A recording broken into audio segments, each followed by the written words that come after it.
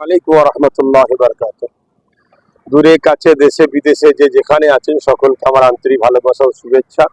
নিশ্চয়ই আপনারা জানেন কেন্দ্র সরকার যেভাবে একটার পর একটা কালা কানুন, সংবিধান বিরোধী একটার পর একটা আইন করতে চলেছে, যেভাবে সংবিধানকে আস্তে আস্তে শেষ করতে চাইছে বা দেশ বিরোধী কর্মকাণ্ড যেসব করতে চাইছে, এর প্রতিবাদে বিভিন্ন জায়গায় আন্দোলন হচ্ছে। পাশাপাশি ওয়াকফ সম্পদকেও কালা কানুনের মাধ্যমে যে ধ্বংস করার একটা পরিকল্পনা করছে, তার বিরুদ্ধে ফুরফুরা আহলে সুন্নাত ওয়াল জামাত দীর্ঘ জায়গায় প্রতিবাদ সভা, জনসভায় জনমত তৈরি করার চেষ্টা করছে।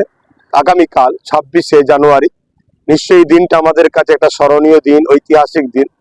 26শে জানুয়ারি প্রজাতন্ত্র দিবস, অর্থাৎ এই দিনে আমাদের সংবিধান লাগু হয়েছিল। ডক্টর বাবা সাহেব আম্বেদকরের নেতৃত্বে একটা কমিটি বোর্ড দ্বারা এই সংবিধান তৈরি হয়েছিল। সেই সংবিধান 1950-এ 26শে জানুয়ারি এই সংবিধান লাগু হয়েছিল।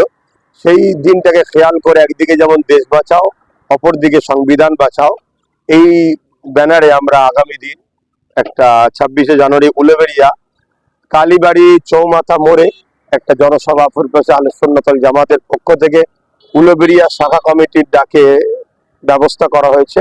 আমার প্রত্যেকটা হাওড়া জেলার বিভিন্ন জায়গার মানুষ, হাওড়া জেলা উলুবেড়িয়া আশপাশের মানুষ যারা আমাকে ভালোবাসেন, আসুন আমরা সবাই মিলে জনমত করে তুলি।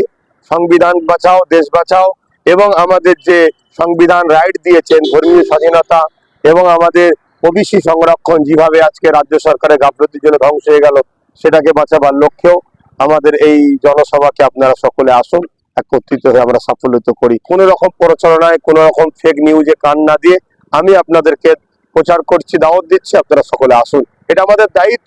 আজ যদি না বেরোই, আজ যদি কথা না বলি, তাহলে কেন্দ্র সরকার যে ষড়যন্ত্র আগামী দিন করতে চাইছে, দেশটাও ধ্বংস হবে, সংবিধানও যাবে, এবং আমাদের আগামী দিন যে ধর্মীয় স্বাধীনতা সেটাও শেষ হয়ে যাবে। আশা রাখছি আপনারা সকলে সাড়া দেবেন। সুস্থ থাকেন, ভালো থাকেন। আল্লাহ হাফেজ।